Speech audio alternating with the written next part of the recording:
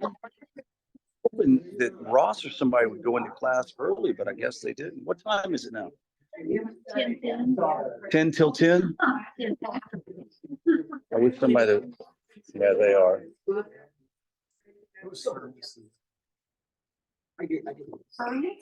Thermos. Oh, like vermin. Oh, I'm hearing things. Yeah, I am nobody's vermin. Oh my goodness.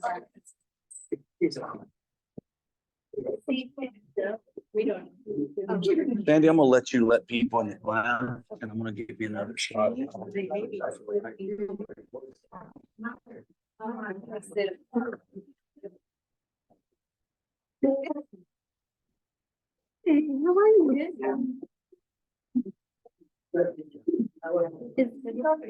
be. Here.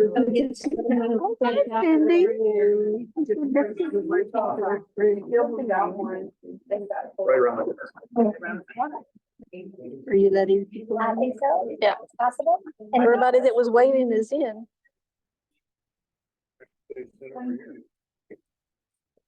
Right.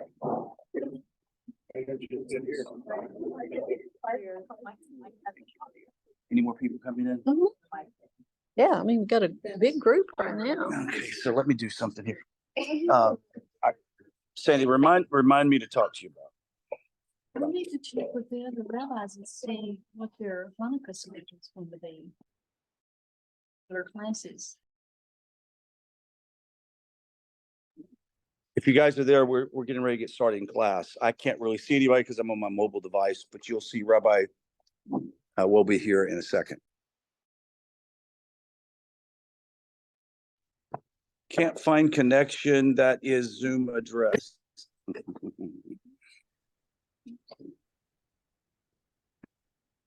Are you having a reunion? We meet down here at Torch once a month, just for everybody to kind of get out and hang out together. Yeah. I have not been out of my house for 32 days now. Wow. Well, you beat me by a couple of days. Okay, so let me turn this on. See, I don't know. Okay, so guys, tell me how well can you see everybody in the group? That's great. Awesome. Okay, Rabbi, whenever you're ready, I'm gonna fix this coffee and.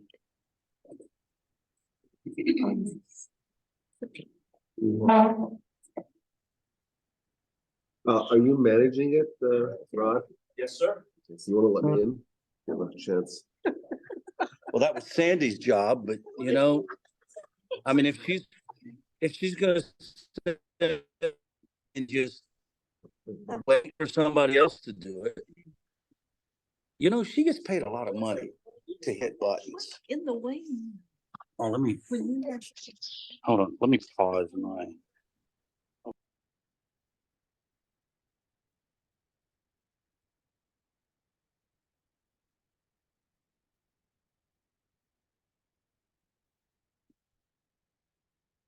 If you want to make me host, I can let people in. Oh, that'd be good, Ron. Yes. Why don't you make Nancy host so she can let people in? Nancy, you Yes, are sir. the hostess with the mostest. And this one person that I replaced. Well,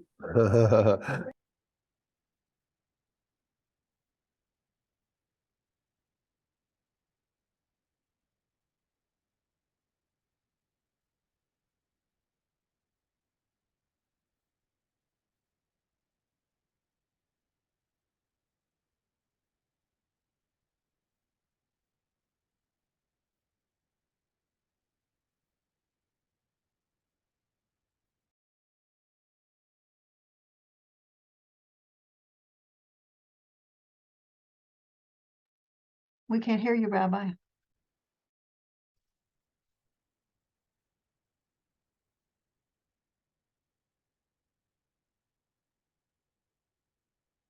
Rabbi, Rabbi's on mute. he made it. Oh, no, he's off. Hi, again. you hear me now? Yes. I'm yes. definitely hearing an echo. You know what? Your speaker's probably on. So you're hearing it. We hear you now. Not just mute, but also turn off the speaker. I thought, You were muted before. is it muted now? I don't know. If you hear an echo, then no. Well, hi everyone. I apologize for all the technical problems. I guess if we do this once a month, in a year or two, we'll have it figured out. So great to see y'all. Nice to see you, Cindy. Wow. Oh yeah, it's great. Not everyone loves the Zoom, Yeah. It's better like in person, We love the Zoom, but you miss speakers. Yeah, yeah. So I am very, very excited for what we have today. I'll tell you why. I was a little I reached a dead end in one of our studies, and Friday night I was thinking about what I wanted to talk about today. And I'm like, I hit a dead end in our 13 Principles of Faith series because I don't know how to proceed. And I particularly have some questions that I don't really have answers to. Some basic fundamental questions. And then Friday night during davening, don't judge me, I was spacing out a little bit. Not spacing out, I was thinking about these questions. And kind of as we're davening, an entirely fully formed approach just materialized in my head. And that's what I'm going to share with you today. And after Shabbos, last night, it's really hard for me to work after Shabbos. I tell my boys, they have a learning session in our neighborhood in the shul, where all the parents and children study together, and they get the kids some pizza, and they have a raffle. It's great. And then now my high school age boys are part of their basketball league. I told you about that. So we had to go to the game and come back. It's 10:30, and I'm tired and cranky. So I said I can't work on it. So I'm like, I'm doomed. Everyone's gonna show up in the torch center in the morning, and I'll just say, what do y'all want to talk about?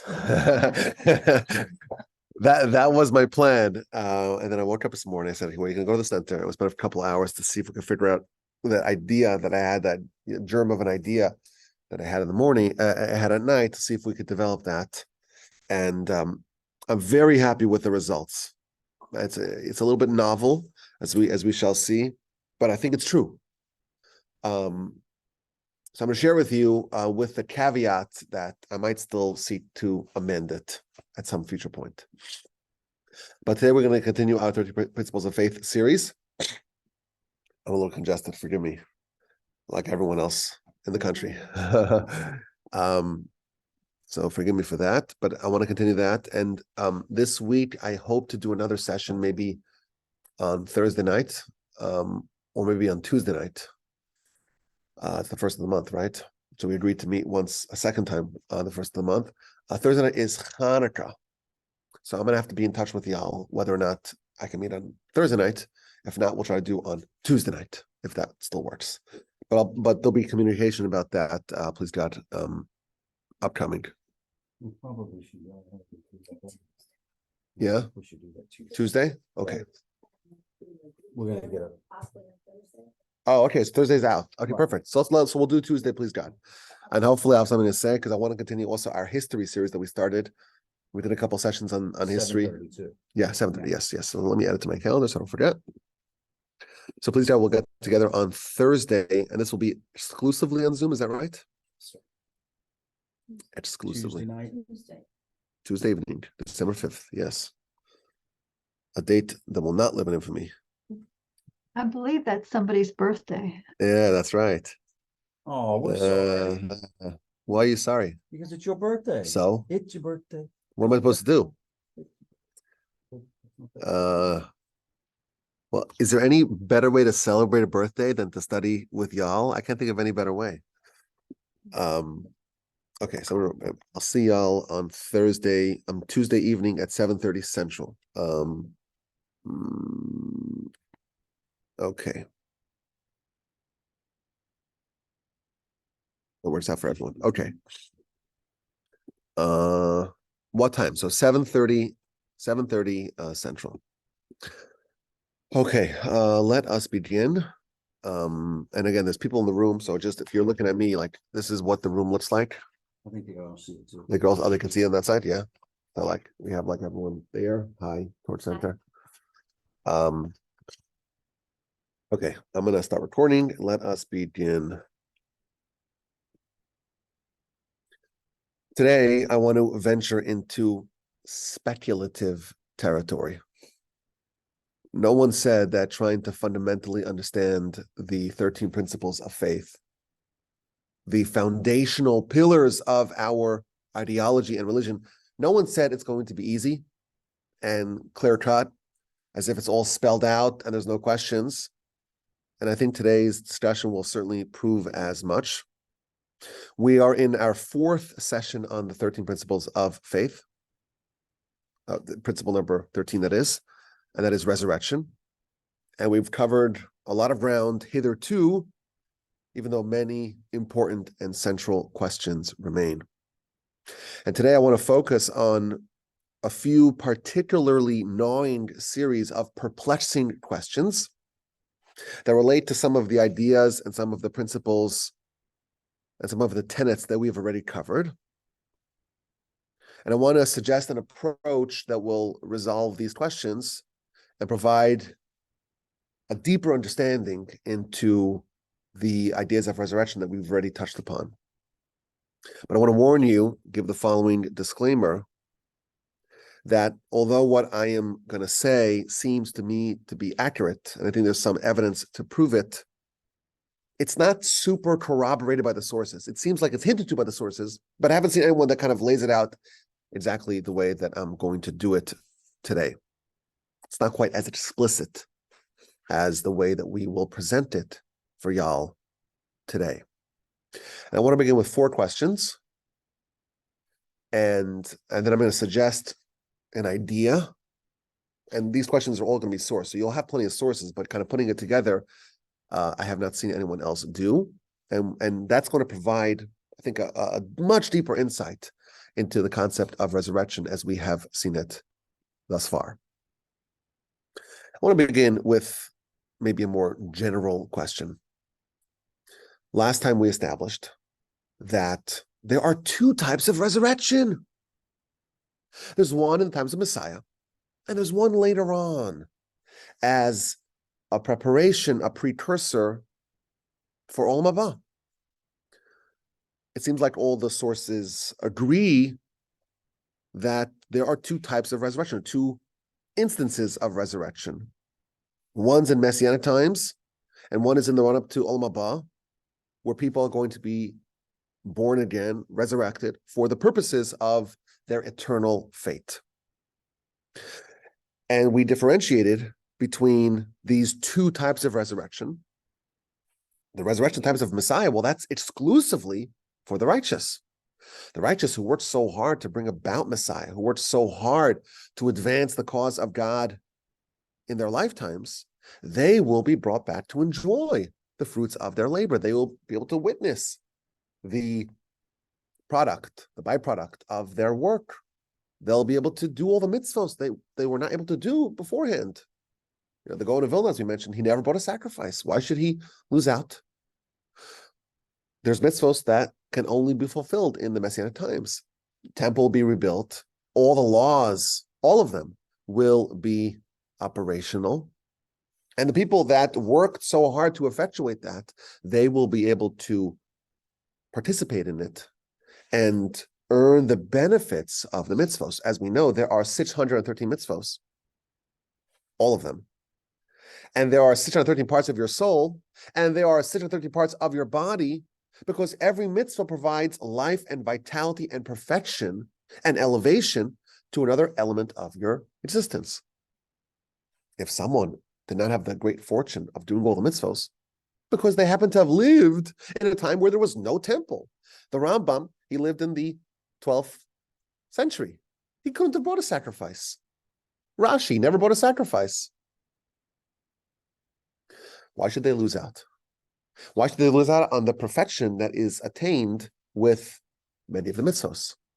They never observed the laws of Yovel, of the Jubilee. And therefore their soul never benefited from that merit of those mitzvos. And therefore they're going to come the times of Messiah, and they'll be able to do all those mitzvos, and they'll be able to earn the elevation and transformation of their soul that is bestowed upon it by those mitzvos. And that way in Olam Haba, their soul will be perfectly refined and elevated.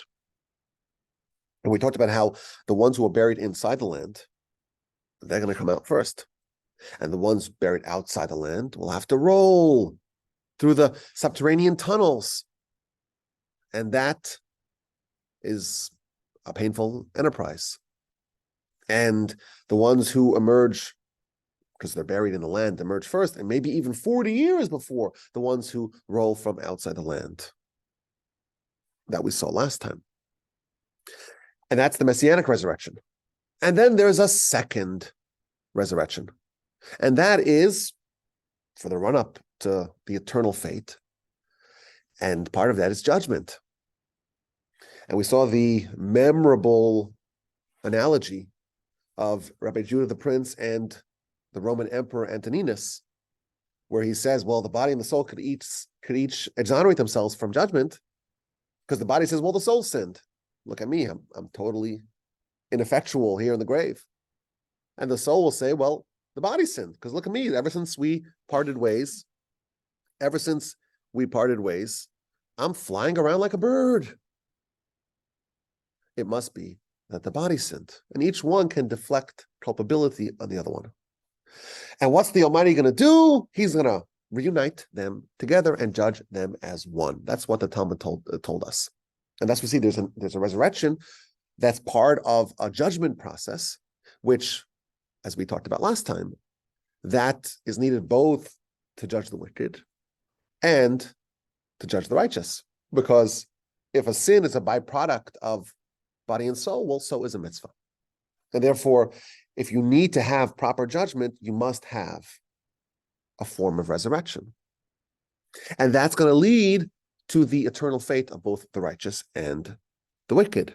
And that's how we explained how Rambam can say that resurrection is only for the righteous, and simultaneously the Talmud could say that resurrection is also for the wicked, different types of resurrection. And we quoted a verse in Daniel where it talks about those who are sleeping in the dust, they will wake up, these, i.e. the righteous, to eternal life, and these to eternal ignominy. And that was the breakdown that we had addressed last time. What is not clear is exactly the similarities and or the differences between these two resurrections. It seems a bit, shall we say, inartful that there are two resurrections and they're exactly the same. That seems a bit strange. So what is the nature of the preliminary resurrection in times of Messiah, and how does that differ from the ultimate resurrection, maybe the universal resurrection in the run-up for Olam Haba? That's a general question. It's not so clear to me, or at least it wasn't up to this point. What exactly are the similarities and the differences between these two types of resurrection? A second question.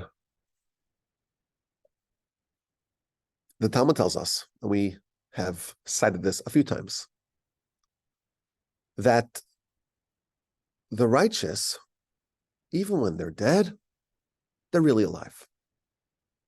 Oh, and the wicked, even when they're alive, they are really, truly dead. That's what the Talmud says in the book of Brachos on page 18a on the bottom, going into 18b on the top. Tzadikim b'misasam krim chayim. The tzadikim, when they're dead, they are deemed alive. And the wicked, when they are alive, they are krim mesim. They are deemed dead. Here's a question. Well, if the righteous even when they're dead. They're alive. Why do we need to have resurrection? What is resurrection? Someone who is dead, you bring him back alive. Tchias hamesim, mechaya mesim. Someone who's dead, they're maced, they're dead, you bring him back alive. Well, if the righteous are alive, what is this transformation of taking someone who is already alive and bringing them alive? That's not resurrection. If the Talmud tells us that the righteous, even when they're dead, they are alive, then how can we attribute the term bringing the dead alive if they're already alive? How can we apply this idea of taking someone who is dead and saying, no, you're no longer dead, you're alive, you've been resurrected? Well, if they're alive, even when they're dead, there's no process to bring them back alive because they are already alive. That is perhaps a question. Now, I think there's an easy retort to it. Well, the Talmud says that when they're dead, they're considered alive. They're called alive. They're deemed. They're actually dead. Yes, the righteous, they're dead. They are dead. After all, they're not walking around. They're not wearing tefillin every day. They're not alive by our definitions and our ways of judging live people versus dead people. They're dead. So yes, the Talmud says sort of this amorphous, unclear, fuzzy concept. Well, they're really alive because maybe their soul is alive. That's how you would respond, and there's some justification to that, because the Talmud actually says that the wicked are called dead when they're alive, and the righteous are called alive when they're dead. It seems like it's not that they're actually alive when they're dead. It means that they're just considered alive when they're dead. That, I think, is a very good response to this question. However, I will point you to another teaching in the Talmud. This is in the Talmud, the book of Tainus, on page 5b. Amar Rabbi Yochanan. Rabbi Yochanan said, Yaakov Avinu, Jacob, our forefather, lo mace, did not die. Jacob did not die. Well, what does that mean? So, of course, whenever we have a teaching in the Talmud, we have to see what Rashi says. So Rashi there says, lo mace, what does it mean he's not dead? Ela chai, he's instead alive. Le'olam, forever, he's been alive all along. Here it doesn't say that Jacob, we consider him still alive. His death is not considered death. It says very clearly, Jacob, our forefather, did not die. Now, the Talmud itself challenges this assertion. Well, how can you say that Jacob is still alive? He never died. I read the book of Genesis. In the book of Genesis, it says that Jacob was eulogized. Can you eulogize a living person? In the book of Genesis, it also says that Jacob was embalmed. Do you embalm the living? In the book of Genesis, it also says that Jacob was buried in the cave of the patriarchs. Buried? How can you bury a living person?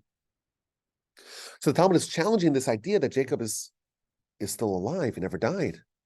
We see parts of his story that clearly tell us that he, in fact, did die. Says the Talmud, no, Jacob never died. So why did they embalm him? Because he appeared to have died.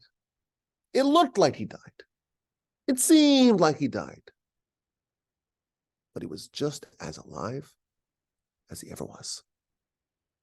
And yes, they eulogized him because he appeared to be dead. But he was alive. But they eulogized him and they embalmed him because he appeared to be dead, but he was really alive. And they buried him because he appeared to be dead, but he was truly alive.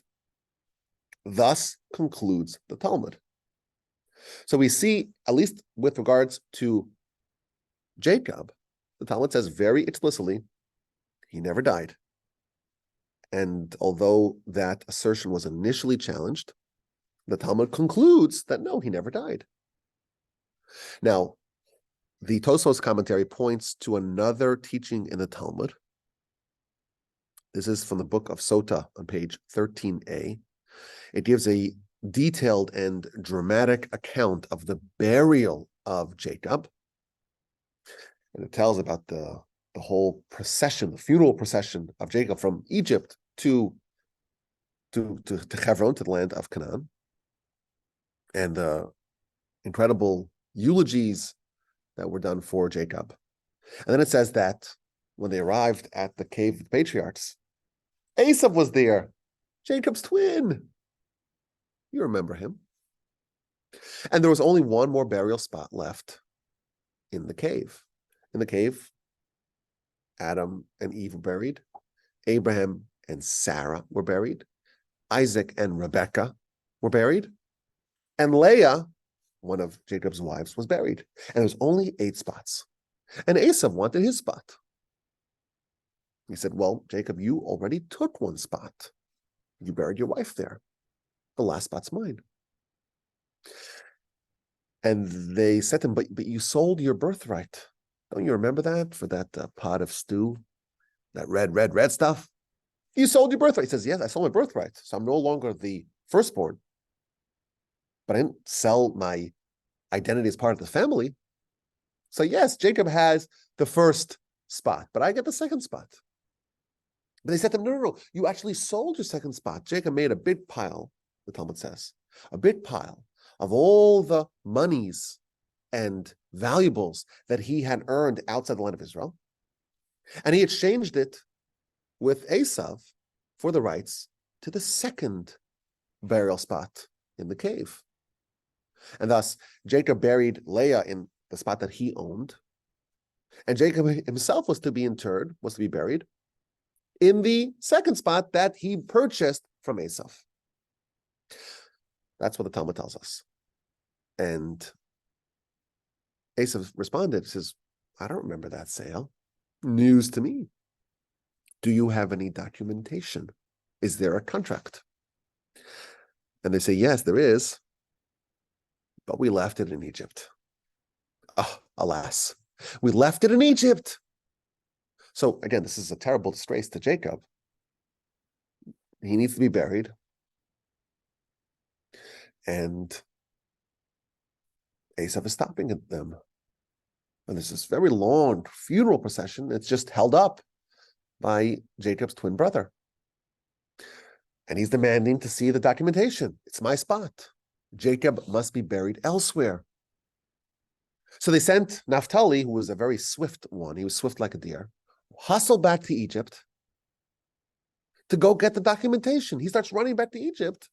And meanwhile, everyone's just sitting around until Jacob's grandson named Hushim, he was deaf, the only son of Dan. And he's a little bit slower to realize what's happening. And he communicates to someone, says, what's happening here? And they point to Esav, that man. He's preventing Jacob from being buried. And he got enraged. And he says, until Naphtali comes back from Egypt, Jacob's going to be left over here in disgrace. That's unconscionable. So he grabs a sword and he goes over to Esav and he lops off his head. And Jacob is buried. And there's a postscript to the story. The postscript is, well, first of all, it tells us that Esav's head was buried, in fact, in the cave. His body was buried elsewhere. But the Talmud brings a postscript. The Talmud says that when Esav was decapitated, this is the words of the Talmud, his eyes fell out and they fell on the legs of Jacob. Now listen to this. This is the critical part. That's obviously, this is a fascinating Talmud. And what it means is, of course, it's a very deep teaching here. But the Talmud says that Jacob opened his eyes and smiled.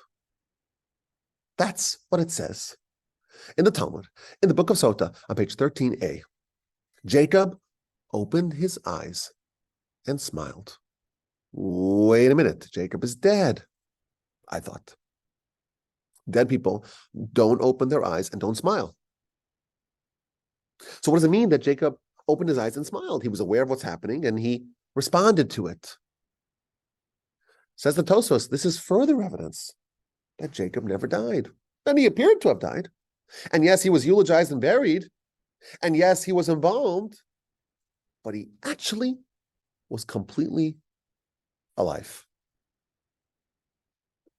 And as an aside, the commentaries note that even though it's halachically prohibited to embalm, this is the reason why Jacob was embalmed, because had he not been embalmed and he would have just lied there, he would not have decomposed because he was still alive. And then the Egyptians would have deified him because, wow, someone's dead and they're not decomposing. So there was a temporary allowance to a dispensation to embalm them just to prevent the idolatry that would have happened as a result of him not being embalmed. But here's the question. Jacob was alive, is alive. Why is there a need to have him resurrected? Resurrection is saying someone who's dead and bringing them back alive. Jacob's still alive. Now, you may say, well, Jacob, for him, there's no need to resurrect him. The Talmud says otherwise. The Talmud says, when the Talmud starts to list all the sources, and we went through this a few times already, the Talmud lists the sources of resurrection. One of the sources is a citation that tells us that the forefathers, Abraham, Isaac, and Jacob, will be resurrected, and they'll live in the land. So, on one hand, we're told that Jacob is still alive, never died. On the other hand, we're told that he will be resurrected. He's going to come back alive. If he never died, what's the need? That is the second major question about this whole subject. A third question. Rambam, of course, is the one who is guiding us in these 13 principles of faith.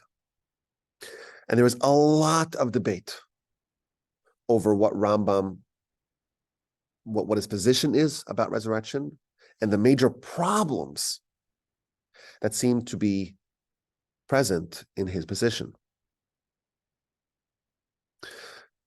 Firstly, Rambam says, this is in his introduction to chapter 10 of the book of Sanhedrin, in his commentary to Mishnah. That's where he actually delineates the 13 principles. He says the following: death is a necessity, has to happen. Why? Because body and soul, they're different. And when someone or something is comprised of different components, the components eventually have to come apart. And therefore, body and soul must eventually separate. Now, what about after resurrection? If body and soul must necessarily separate, why would that not be true after resurrection as well? And in fact, Rambam, in his epistle on resurrection that we mentioned in the past,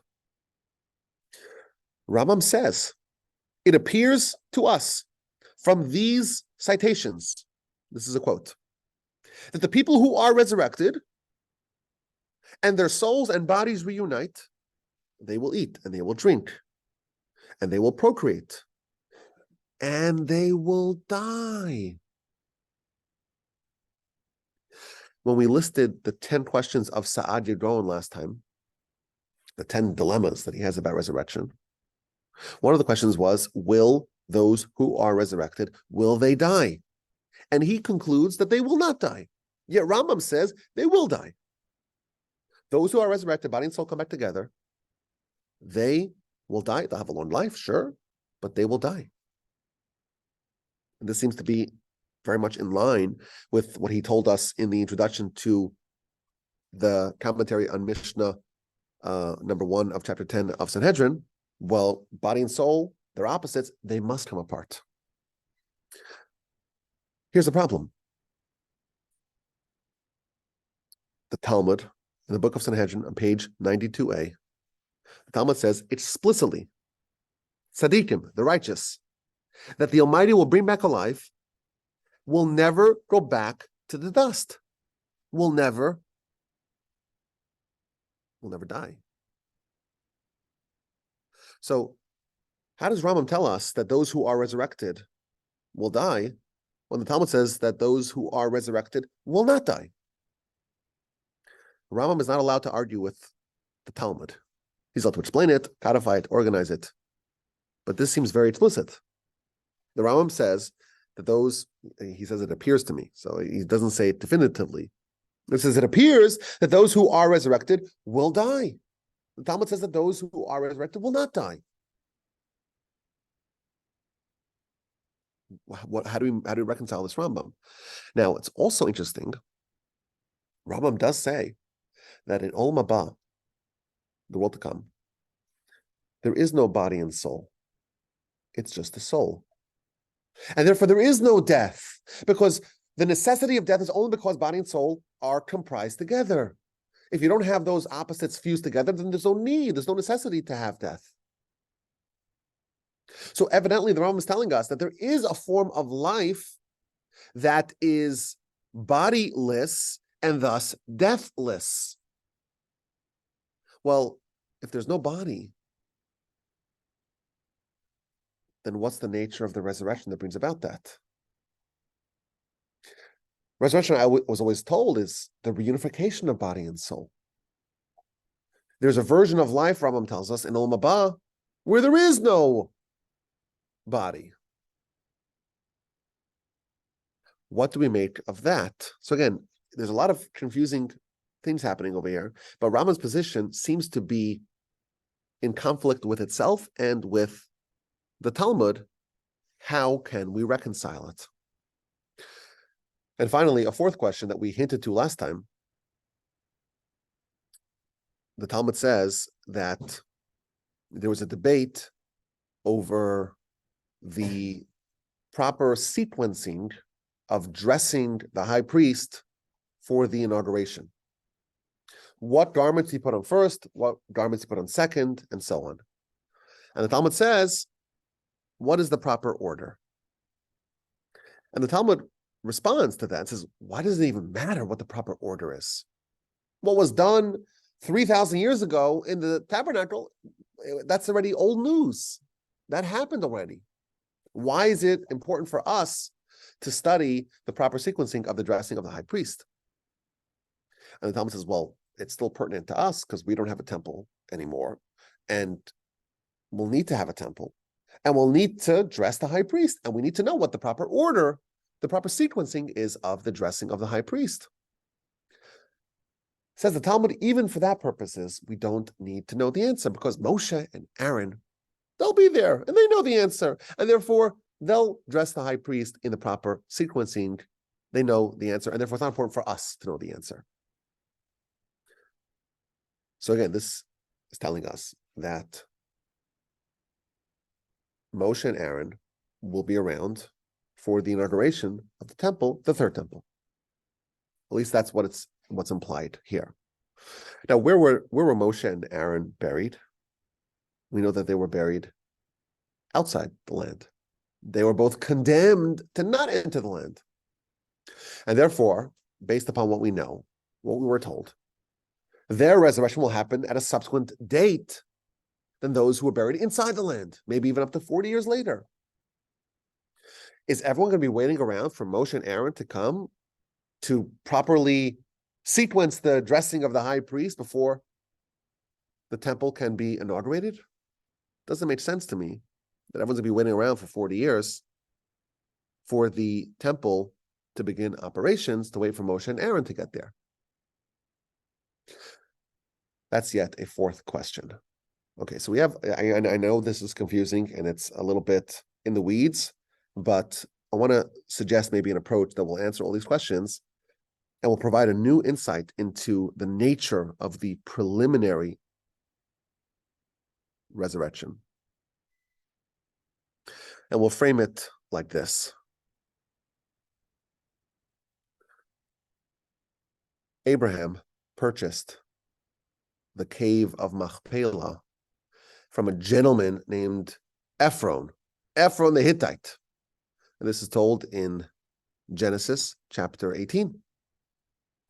Sarah died at the age of 127, and Abraham eulogized her, he cried over her, and he began to seek a burial spot for her. And he approaches the Hittites, the Bnei Ches. And he begins a negotiation. I want to bury Sarah. I need a burial spot. And there's a whole back and forth, a very lengthy dialogue. And they say to him, wherever you want. After all, you're Abraham. You're like a great celebrity.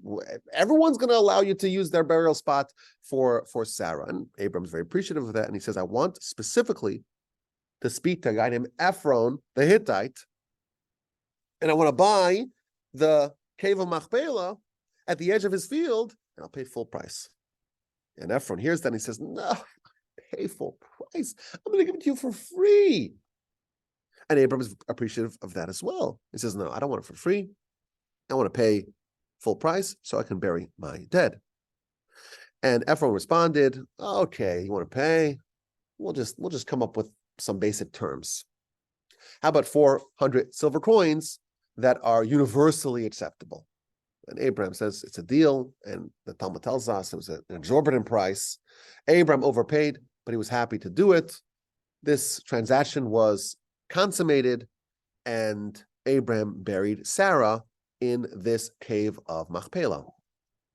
That is what we read in chapter 18 of Genesis. If you read the narrative, if you read it very carefully, you'll find a few problems or a few questions in this back and forth. We know that Abraham is trying to find a burial spot for Sarah. But that objective is repeated 7 times. Once in verse 4, Abraham says, Ve'ekbara mesi, let me bury my dead.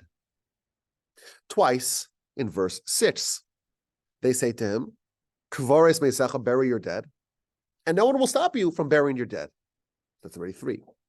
Once in verse 8, he says, if you are indeed receptive of helping me bury my dead, so again, that's the 4th time it says that the objective is to bury the dead. Once again in verse 11, Kvar mesecha, bury your dead. 6th time in verse 13, Ve'ekbras mesi, bury your dead.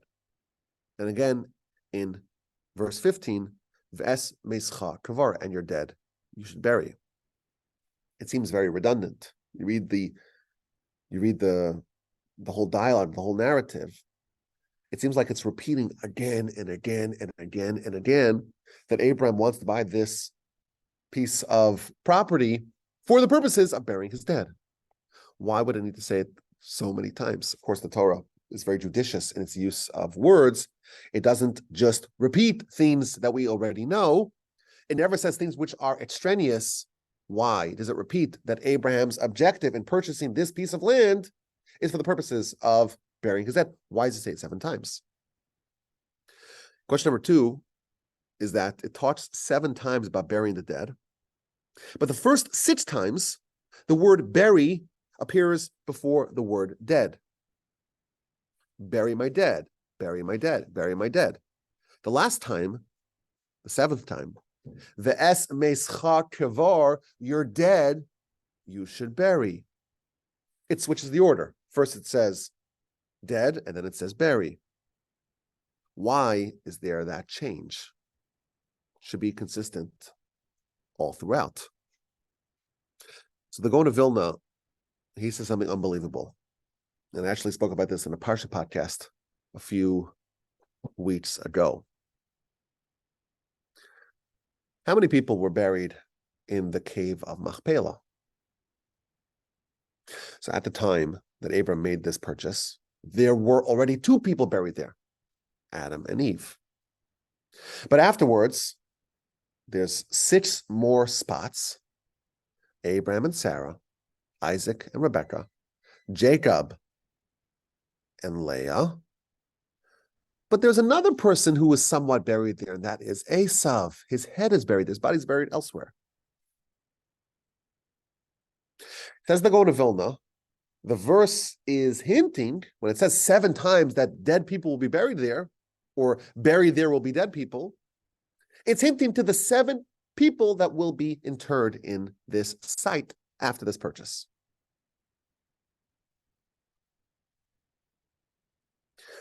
And the first 6 who are buried, when the verse describes that, it says, bury your dead. They will be buried alive. The burial will happen before they die, because they're righteous. Abraham and Sarah, Isaac, Rebekah, Jacob, and Leah are all righteous. And those people, when they're dead, you may think they're dead, but they're really alive. Jacob opened his eyes and smiled. He appeared to be dead, so he was eulogized, and he was embalmed, but he was alive. But he was buried. Yes, he was buried, but he was buried when he was still alive. He didn't die yet. And therefore, the word to bury will precede the word die, because they will die only after they're buried. Whereas Esav, he was dead. He's wicked. He's dead even when he's alive. And therefore, the 7th time that it mentions this, the nature of this transaction, it says, Ves meischa kavar, you're dead, bury. That's a reference to Esav, because he will be dead before he is buried. That is what the Gaon of Vilna says. And he quotes the Talmud that we mentioned earlier, Brachos 18a and 18b. The righteous are alive even when they're dead. Abraham, is he righteous? Yes. So he's alive even when he's dead. But he was buried. Yes, he was buried, but he hadn't quite died yet. Sarah, is she righteous? Sure. So when she's dead, she's still alive. So she was buried before she died. Isaac and Rebekah, are they righteous? Sure. So the word bury appears before the word alive, before dead. Jacob and Leah, same thing. Buried alive. Esav, he's wicked. Meischa kavar, dead, you should bury. That is what the Gaon of Vilna says.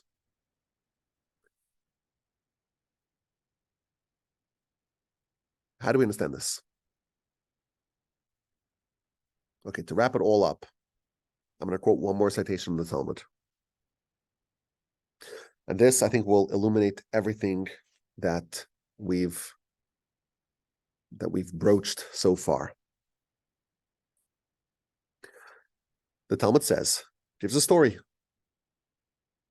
Rav Nachman, one of the great sages of the Talmudic era, he had a large field, and he was doing some excavations on his field. And the people who were digging up the field, they dig up a grave. And the problem is that the person buried there seems to be alive, because he starts screaming at them. What are you doing? Don't you see I'm sleeping here? The dead starts to castigate them and reprimand them. So they, of course, freak out. And they go to Rav Nachman. And they say that there's a person who was buried in your land, and we dug it up. This is the Talmud, by the way, in the book of Shabbos, page 152b. We dug it up, and he started to reprimand us and castigate us. Okay, that's obviously something which should catch your attention. So he runs over there, sees the grave, and sees the guy there. And he says, well, who are you? And he says, my name is Achai, the son of Yoshia. Okay. And Rav Nachman is a little bit perplexed by this. He says, wait a minute. How is it possible that you're alive if you've been buried? Don't we know? Don't we have a tradition in the name of Rav Mari that the righteous will turn into dust? That's what he tells the dead guy. Dead, but he's talking to me. He says, Rav Mari? I don't know who that is. I'm sorry, I'm not beholden to some Rav Mari guy that you're quoting. So Rav Nachman tries a different tactic. He says, I have a verse in scripture that tells me that the righteous will die. It tells us that the body will return to the dust from whence it came. So you may not know who Rav Mari is, but you certainly know what the verse says. The verse says that after people die, their body will be restored to the dust from which it came. And therefore, how am I talking to you? Why are you still alive?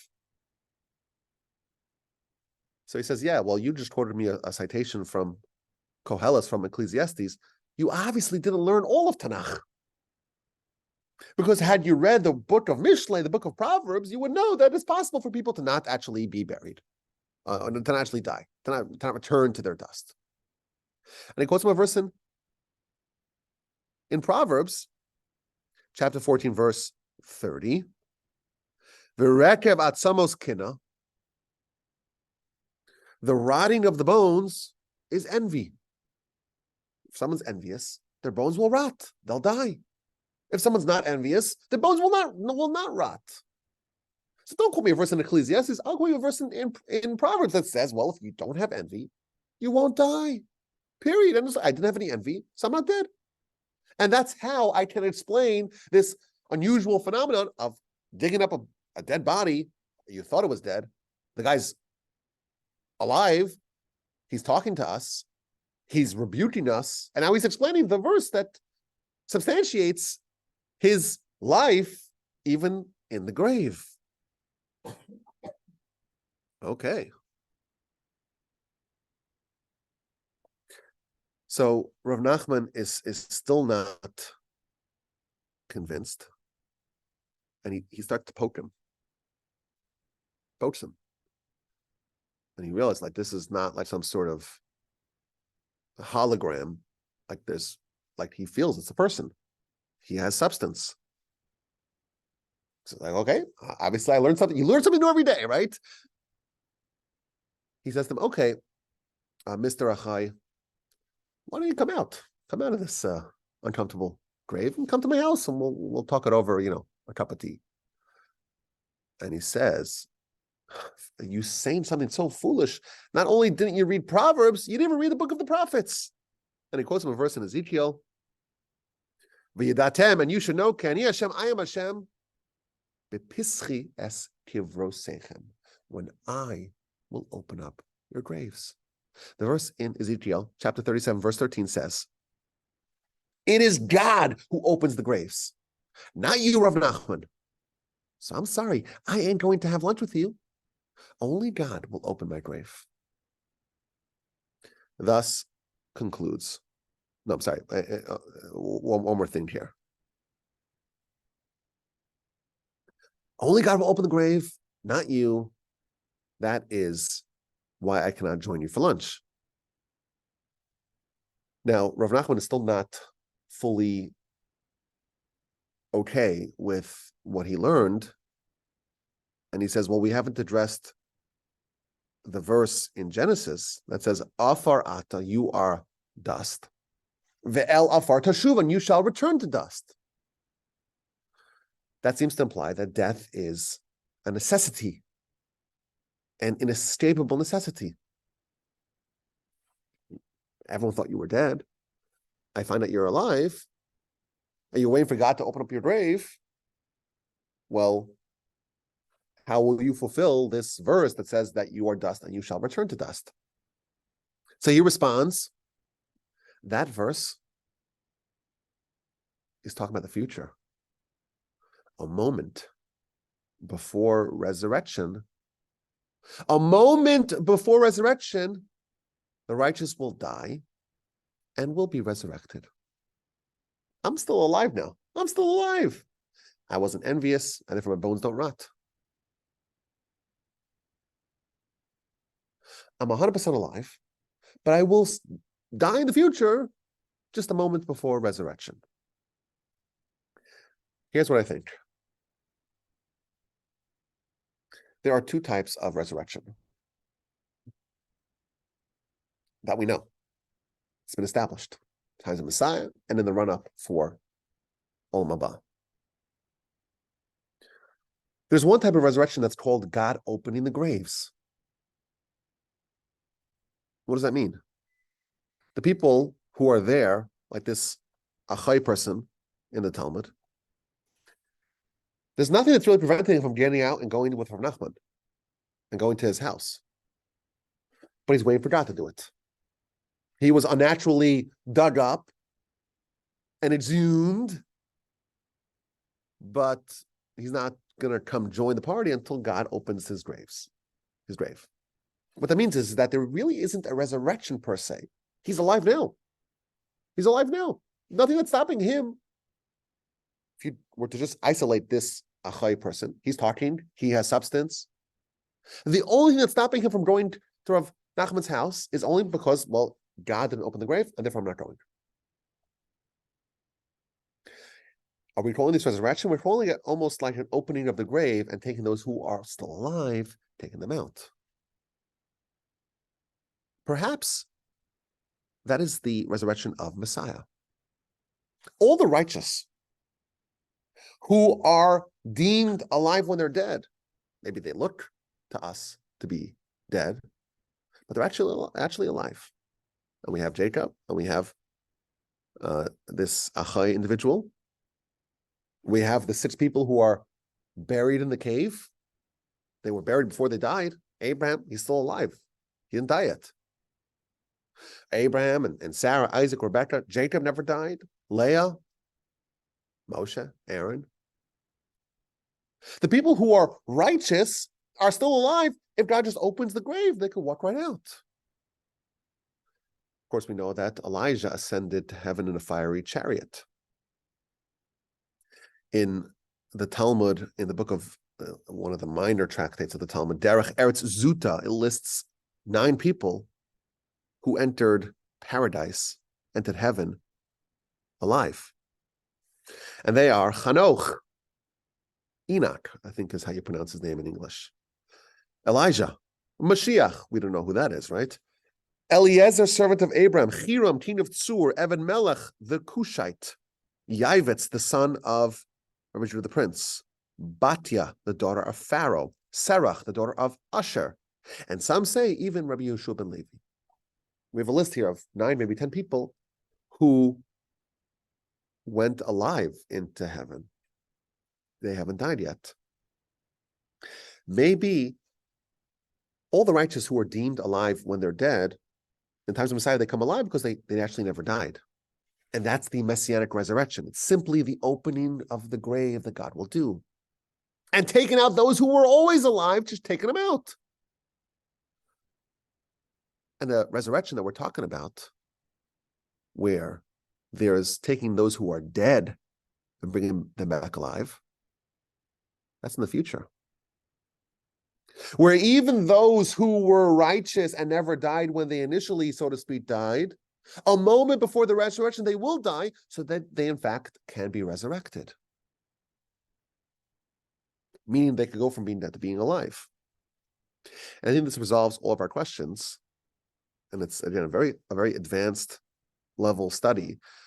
And that's what we, that was the bargain here.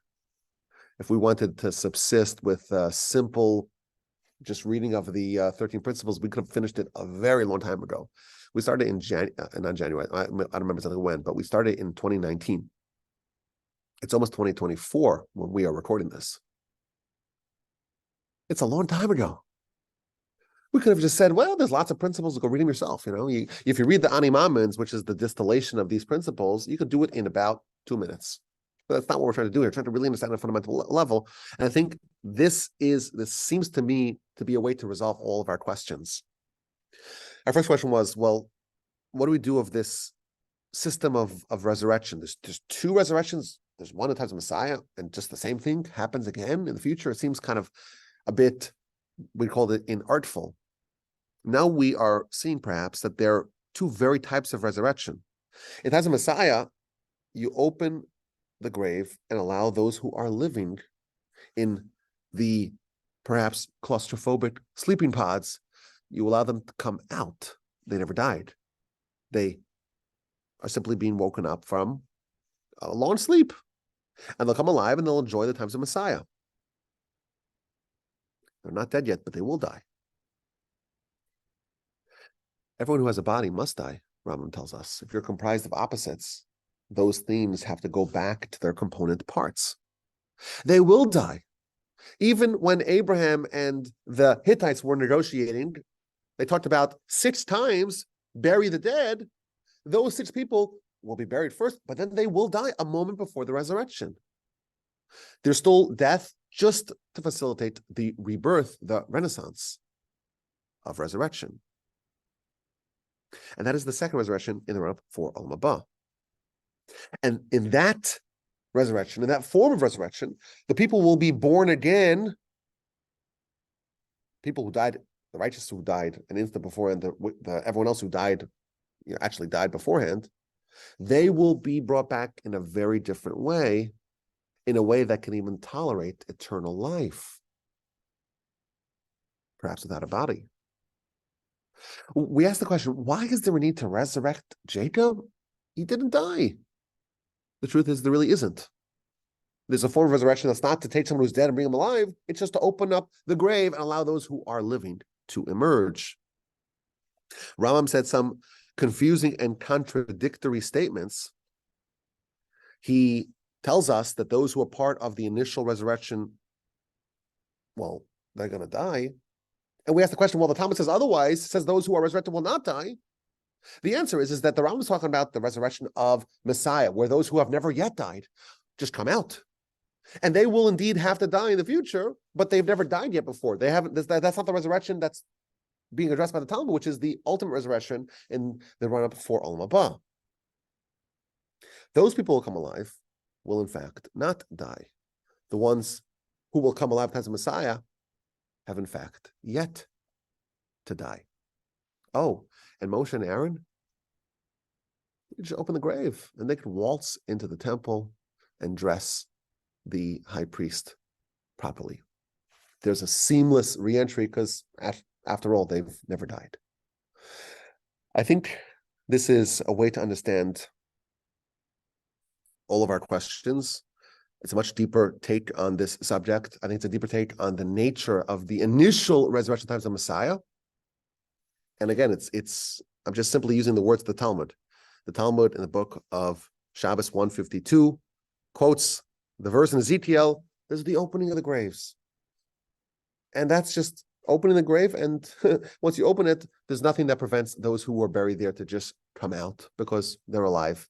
And yes, when we look at them, we cannot see that life. We will look at Jacob and say, well, he needs to be buried because he's dead. Maybe we should embalm him. We should certainly eulogize him. But like Abraham and Ephron in their negotiations told us, there are 6 people who were buried before they died. Like the Talmud tells us, the righteous are deemed alive when they're dead. Jacob never died. And we understand that to be literal. Yes, we cannot perceive it, but it's literal. And there's even a conversation with someone who was dead, recorded and documented in the Talmud. Open the grave, they can come out. But there will be a second resurrection.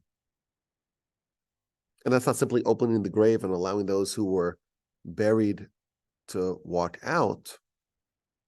That's a complete reinvention of what it even means to be a human. It's a rebirth of a human that is completely different than how we perceive humans today. Today, Rambam tells us a human is a body and soul. Opposites must come apart. Death is a necessity in the current orientation of humanity. The righteous will come back alive in a capacity, in a way, in a means, with a means of never dying. And that is taking those who are dead and bringing them back alive. And what that means is some people have been dead for a very, very long time. Abraham and the 6 people, maybe the 9 people or the 10 people who were entered heaven alive, and the person recorded in the Talmud, they're still alive. They will merit the resurrection of the dead, because a second before that ultimate resurrection, they in fact will die, just to facilitate the benefit of death and rebirth. I think this is true. I'm convinced it's true. Well, let me rephrase that. It seems to me that this is true. This orientation, this framing of these 2 resurrections. Of course, there are a lot of questions that still remain. I don't think that anything that we say on the subject will be universally accepted, because there's so much nuance and so much debate. And again, with the medieval sages themselves, address these subjects, they have very lengthy debates over them. So we still have to get more into the various nuances and the various other areas that cascade out of this subject. But I think that this is the proper way, or a proper way, to understand the Messianic resurrection. I think it resolves all of our questions. And again, we still have a lot to talk about. But this, I think, again, I want to give the disclaimer again. There's a little bit of speculation here. We're speculating an answer. It's implied, I think, in the sources. It seems to me legitimate, and it will resolve all of our questions. But I want to make it very clear, because whenever we discuss the 13 principles of faith, whenever we discuss the 13 principles of faith, I strive very much to source everything. You don't want to hear my opinions on these lofty matters. Or maybe you do, but I don't want to give you my opinions. My opinions don't really carry weight. Because we have our sages, and we have the Talmud, and we have the Midrash, and we have the Rambam. These are the reputable, authoritative sources, not me. I know so little. But here in this presentation, I once again remind you, this is a bit of my own kind of putting the pieces together, and you have been forewarned. I'm looking forward, please God, to continuing this study. We're 4 sessions into the 13th principle of resurrection. There's still some ways to go, of course. There are a lot of exotic and fun questions that we have to ponder, including the 10 that we delineated from the Saadia Gaon last time. We have some exciting subjects upcoming. I'm looking forward to studying it with y'all together from the Torch Center in Houston, Texas. Of course, my email address is rabbiwolbe@gmail.com, and I look forward to your questions, your comments, and your feedback. Okay, let us open the floor here. Again, we have people in the room, and we have people on Zoom. The room and Zoom. So let us open the floor. Whoever wants to jump in first. We could do like a rotation, the Zoom and the room, so that way everyone's represented here, or not. I don't know. We don't believe so much in democracy, right? We don't believe in that so much. We like a benevolent autocracy. Rabbi, this is Yeah. Eliana. Yes. Outstanding way of looking at this. Oh, thank you. And I see as you go through the steps, but in my mind, I can't quite gel it yet. I need to go back to these sources and read them again and just let it percolate a little more. Eliana, you're not the only one who's like that. I need to do. Yeah, everyone in the room is like, yeah, me too, me too, me too. Yes. And that's why I try to give everyone the sources. And of course, when it's going to be released on the podcast, I'll have all the sources. You can listen to them, and you can always email me for the sources as well. Okay. So it's very, very important. This is not one of those, you hear it once and one and done. This is advanced. What can I say? It's advanced. I always say that the podcast is titled Torah 101. You listen to it 101 times, you'll get it, no problem. Okay, I see Thank you. Bruce in the chat is asking the question: how many years between Jacob and Moshe's birth? Who can answer that question? How many years between Jacob and Moshe's birth? I know the answer, and I'll prove it to you. Yeah, the trick for me is, and there arose a Pharaoh that knew not Joseph. Okay. I don't know how long that is. Oh, okay. So Jacob was 130 when he met Pharaoh when he arrived in Egypt. That's a verse in Genesis. Right. We know the calculation is that the Jewish people were in Egypt for 210 years, and Moshe was 80 years at the time of the Exodus. So if you deduct 80 from 210, you once again arrive at 130. So 130 plus 130 will tell us the answer to your question. The answer is 260. 260 years between the birth of Jacob and the birth of Moshe. Now, see, the reason I was thinking of that is that It may be that Jacob didn't really know the laws of the Torah yet. It's a different subject because it's that's a much bigger subject. Yeah, okay, But yeah, Sorry. interesting. but thank you. Who's next? Anyone in the room here?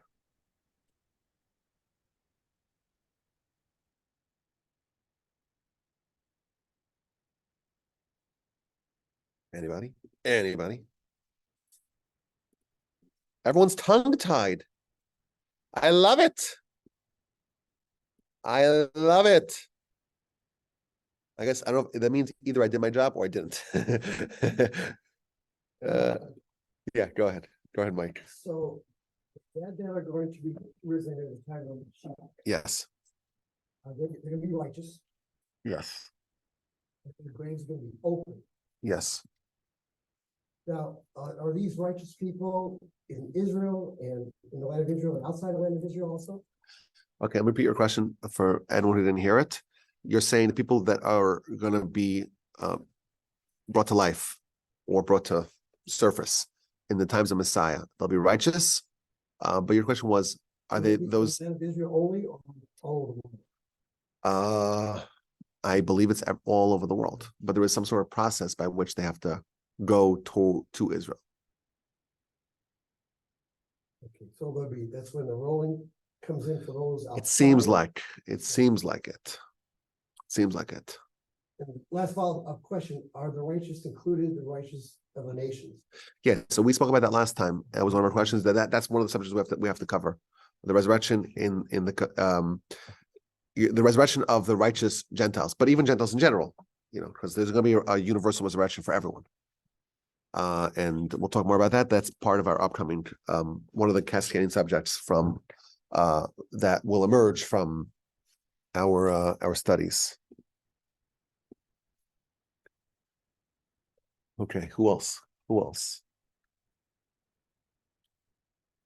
This is not easy stuff. I mean, next time we'll do something really, really light. I'll tell you stories. Should we Joe do has that? his hand raised. I'm sorry? Joe has his hand raised. Oh, yeah. Go ahead, Joe. Yeah, I was gonna keep my mouth shut because this might be off topic. If it is, just say cancel. But before you die, apparently you gotta, or before you get resurrected, there's gotta be death. And I was looking at I've been reading the book of Jeremiah, and he mentioned that, I guess this is a warning to Israel and Judah, not to the United States of America, but that the Lord of hosts will send upon the Israelites and Judeans sword, famine, and pestilence. That's in Jeremiah 29:17. And I was looking at that word pestilence because a similar term is used in Exodus to refer to plagues of boils and plagues of death on the firstborn. And that got me to thinking about disease, public health. And I looked up the public health rates in the United States to see if there's any pestilence here. And apparently in 2018, half the population had chronic disease. And now that rate, 5 years later, that rate has gone up to 60%, which is a lot. More than half the population has chronic disease. So I'm wondering, is it plausible that our Creator is afflicting the United States right now with pestilence? Well, that's a great question. I love it. So you started off by saying that resurrection must follow death. And we're looking at the death that is described in Jeremiah, chapter 29, which is, the certain sword and famine and pestilence. Maybe that's being manifested today in the United States because we see a decline in public health. Again, I have to always reiterate that I'm not a prophet. And the joke that I always say is not only am I not a prophet, but I work for a nonprofit organization. I that's what I do, right? So how can I know? How can I know for certain what what to attribute events on the ground to prophecies foretold in the prophets? That's something you need to be a prophet yourself, or at least close to a prophet yourself, to be able to do. So I'm not going to do that because it's hard for me to say, right? Typically, when we think of Jeremiah, just to use your example, Jeremiah is considered to be the prophet who is foretelling about the first destruction of the temple, the destruction of the first temple. He's one who wrote, for example, Lamentations, Eicha. And we look at his prophecy as foretelling events that happened then. We know that there was sword, there was famine, and there was pestilence in the times of the destruction of the first temple. So I would say, just to use your particular example, I would say it's probably more appropriate for the events that happened in the destruction of the first temple than today. That said, it's still possible that there are, patterns that repeat itself. And maybe the decline in public health is some sort of messianic harbinger. Some answer to that question is, I don't know. It's a good question. I don't know. Maybe. But it's also important to remember, we don't want to conflate Messiah and resurrection. They're two separate principles. Messiah was principle number 12, and it will have an element of resurrection to it. But there's principle number 13, which is resurrection. And today, what we're saying is that the resurrection in times of Messiah, it's not really taking the dead and bringing them alive. It's taking them alive and just opening up the grave so that they can climb out. So I don't know if we can interpret the events that are happening today before Messiah comes. We can say that they are indicative of the resurrection, because the resurrection, at least the resurrection, not just the resurrection of the opening of the graves, that is an event that happens subsequently.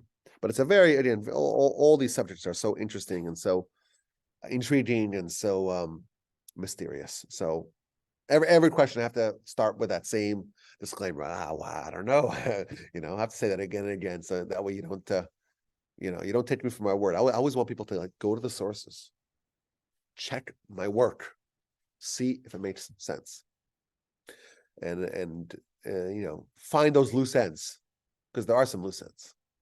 I can't even tell you about the loose ends, but there are some loose ends. Mike got close to finding them, but you got close, Mike. I figured if I just confuse them enough, they'll just buy what I have to say. That's my plan. I'm sticking to it until someone has a better plan. Rabbi, I have a question. Go ahead, Nancy.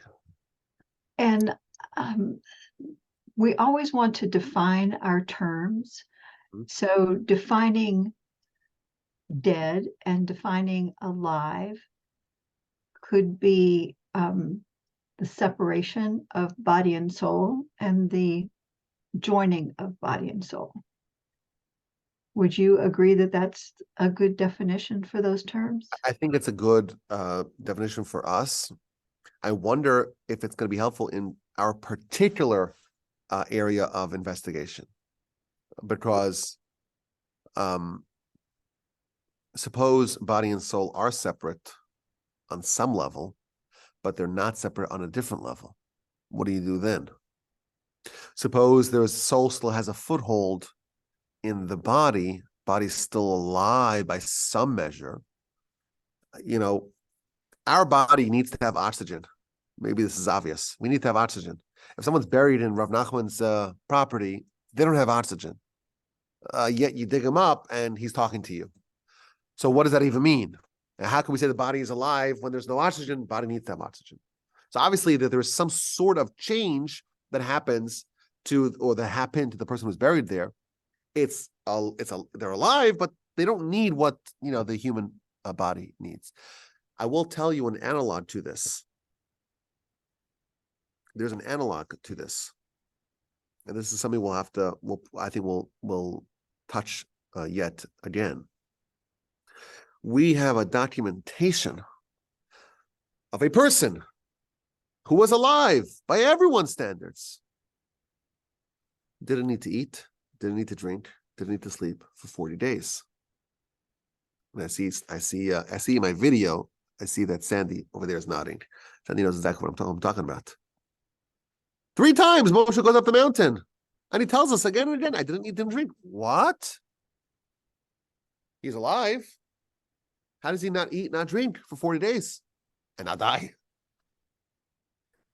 Evidently, there is a version of life, body and soul together, but it's so elevated that it might as well be a soul.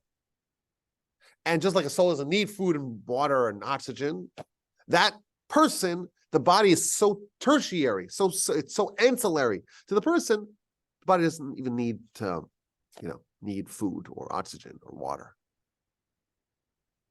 Moshe is the analog to it. So for us to use our frames of reference of what life and what death constitute for these people and these titans, I think it's probably it's not doing the subject sufficient justice. And again, we have humility. You get to these subjects, there's no way to emerge without any humility. Like, whoa, there's so many different moving parts, and it's so confusing and it's so intricate, and that's okay. That's okay. Well, But that's why I was thinking that that this person that Rabbi Nachman talked to was considered alive because his soul and his body were still connected. yes, but would I say that his soul was not enjoying whatever experiences the souls enjoy in heaven after death? I would have a very hard time saying that the soul of this person had no foothold, no beachhead in heaven. I would have a very hard time saying that. In fact, I would say definitively that someone so righteous that they're still alive, their body's still alive, can't be that their soul is locked out of paradise. Can't be. So how exactly does that work? Wow, that's a hard question. We can only work with the sources that we have and what they tell us. And if we find more sources, we're going to add them as well, of course. There's certainly Rabbi? Yes. Oh, I'm sorry. I didn't mean to interrupt. No, go ahead. Please finish. No, you're good. You're good. No, we just had a contribution from the room, a way of defining it, that they are alive, but in a different dimension. And the soul, as we already talked about, the soul is not the easiest thing for us to even define what it is, right? Because the soul's got 5 different parts, but even the 5 different parts, we spoke about this at length. The nefesh, ruach, neshama, chaya, chit, and each one of them is comprised of smaller parts and smaller parts and smaller parts and smaller parts and smaller parts and smaller parts, ad infinitum, perhaps. So the fact that a little foothold of the soul can be in the body, but the rest of the soul could be in heaven, that's not something which we will have a hard time understanding. But yes, certainly a way to say it exists on a different dimension in heaven. Yes, go ahead, David. I think this kind of dovetails off of that. But we talked about this last time, I believe, Rabbi, but I believe that in essence, we are still in the process of creation, or God is still in the process of creation. And resurrection is, one of the things that it will happen, towards the end of God's creation of the world that He wants, and so from that standpoint, it's miraculous, and just like how God created things out of nothing at the beginning of creation, He's going to do again with this concept of resurrection. So to some extent, I think we're trying to put words on and trying to explain, which we should, what's going to happen with resurrection. But I think to some extent it's unknowable because it's part of God's, creation. And I think everything that you said makes 100% sense to me. But the questions and the confusing nature of it comes from the fact that we are human and don't understand how God is going to make it happen, but God's going to make it happen.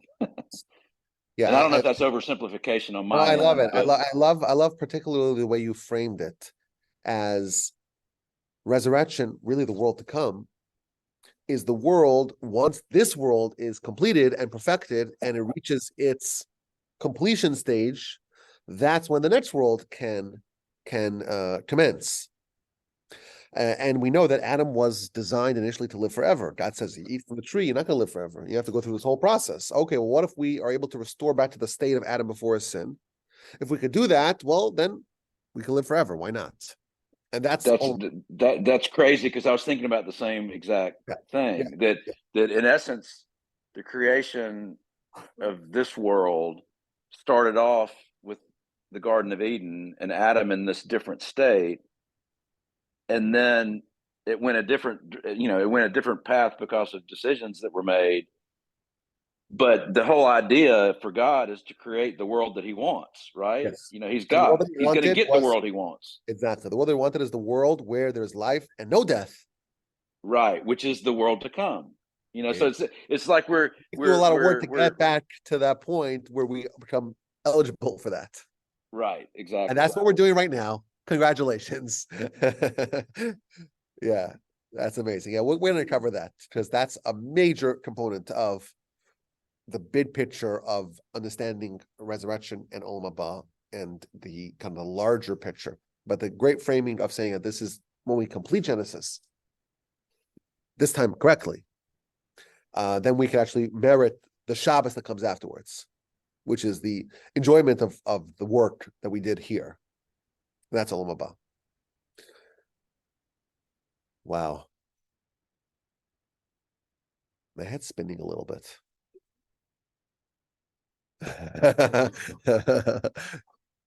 Listen, I don't know what else to do. Is there any other way that we could study the subject without going into the depths of it? There's no way to do it, right? Oh, thank you, Stanley. Yeah. Okay. Anyone else wants to say something, question, comment, feedback, both in the room and in the Zoom? Yeah, go ahead, Sandy. Comment made me think we talked about sleep is 1/60th of death. So if we take that template, could we apply that to the bigger picture of what we're talking about? Oh, yeah. They're sleeping in the grave. Wake up time. But most of their soul has gone on. Oh. But there's still some connection. Yeah, that's a very good way to frame it. So if you didn't hear that on the Zoom, what Sandy was saying is that we spoke about death as being an element of, sleep being an element of death, like a 60th of death, a small percentage, a non-negligible element of death. Well, in the morning you wake up, so your soul goes up to heaven at night, but something stays behind, right? The idea of the soul existing on different dimensions in heaven and earth, that's what you're saying, right, Sandy? That is something we see already in sleep. So why can't we see the same thing in, the death, so to speak, of those who are not really dead? Their soul is in heaven, but there's an element of the body is asleep. So maybe a bigger portion, it's not a 60th of, maybe we can say like this. When we sleep, it's a 60th of death. When they die, it's a 60th of life remains behind, something like that. That's a great way to frame it. Oh, I like that. That's really good. I like that. Also, A 60th of life remains. So they're primarily there. A small percentage is still there. But it's just like you could sleep and reverse it or bring the totality of your soul back here. You could wake up and have the totality of your soul come back here for times of Messiah. Wow. Great way to frame it. Yes. Wow, I like that. So Also, something else interesting, Rabbi, it's the reason why it's such a strong tradition in Judaism, but to make sure that you treat a body with such respect and reverence before it's put into the ground, the way it's processed, it to be discarded like trash. Of course. Because the human body is something. And yes, 100%. And certainly not cremated. Right. No. We'll talk more about the idea of putting the body in the ground as a form of planting. You don't want to burn your seed. Put the seed in the ground, you don't want to destroy it beforehand. Yeah. Would righteous people be whole now? Why not?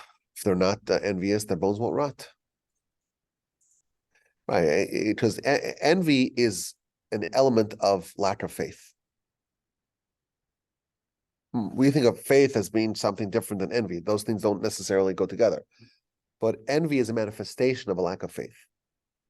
Because I'm envious because, like, why do they have what they have? If you have real faith, you know that they have what they have because God gave them what they have. And they have what they have because that's what they need. And you have what you have because God gave you what you have and what you need. It doesn't make any sense for me to be envious if you have real faith.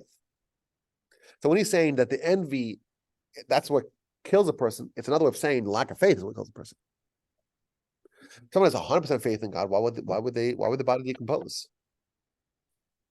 Yeah, they will die for a moment before resurrection. But yeah, there are documented instances, besides from one of the Talmud, but there are documented instances of when they had to exhume bodies of the righteous, they found them to be completely intact. The Gaon of Vilna, for example, the Gaon of Vilna was exhumed. Most people don't know this. Gaon of Vilna, Gaon, of the city of Vilnius, Gaon of Vilna, 1720 to 1797.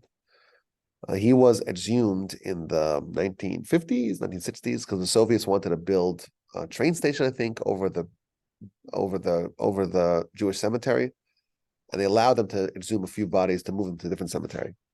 And they exhumed the body of the Gaon of Vilna, and they found him 150 years after he died, completely intact. They were concerned that it was actually a crime scene. Is that true? Yes. Oh, They wow. thought it was freshly buried. Yeah. body. What was that? Rod is saying that they thought it was Rod is saying that they considered it to be a crime scene because they found the body was just freshly buried. Like, why is that in the ground? I had never heard that. That's amazing. This is a documented story in modern times. Yes. Yeah, it's documented that they found the body completely intact. That's crazy. And I would imagine that if the people who exhumed the body, if they were righteous enough, he would have talked to them. Say, I don't want to go have tea with you. Sorry, not ready for that. When God opens the grave. I'd all rather keep turning again for lunch. I don't think I want to eat lunch. Yeah. Yeah. Is this fun or is this fun? Fantastic. So what's the first Sunday in January?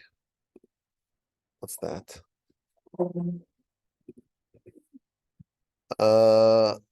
First Sunday in January is January 7th. Okay, I guess we got to back together here live in person January 7th. But please God, every Sunday till then, we'll be together here. I'm not planning on skipping any Sundays. The 10th, 17th, 24th, and December 31st. I hope to be here. I hope to be here. My kids will all be off from school, but that's fine. I hope to be here. So we're on for the first Sunday of January. Yeah, right now, unless we change plans, we'll meet live in person if you can make it here. First of the month, and also first of the month we'll have also an extra class, unless we have two of them. This is the first of the month of December, so we'll have a class on Tuesday night at 7:30. Not on Thursday. No, only on Zoom. Only on Zoom. If you come, I'll be nice to you. I will be nice to you if you come.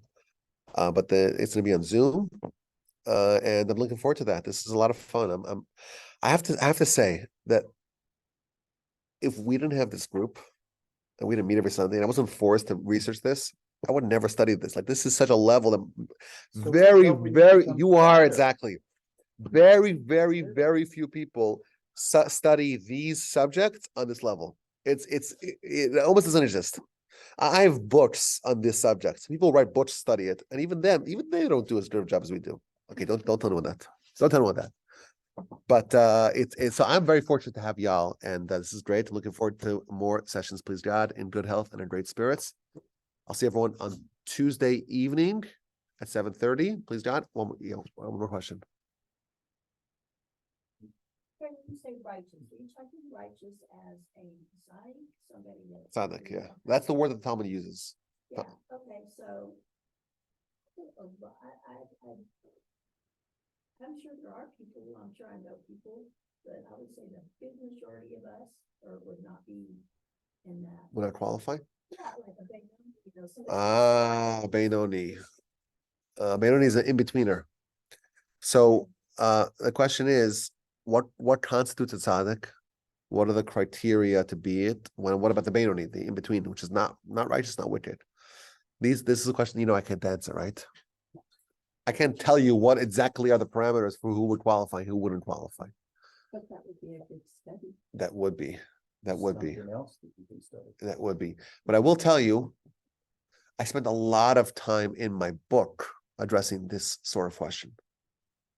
So if you read my book, you know that this kind of question of what constitutes a tzaddik, I have a few chapters on that.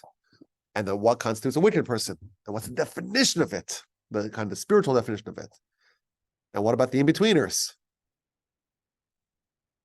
So, but it's a very advanced question, very advanced. 10-string harp. You got to tell. Upon a 10-string harp, yes.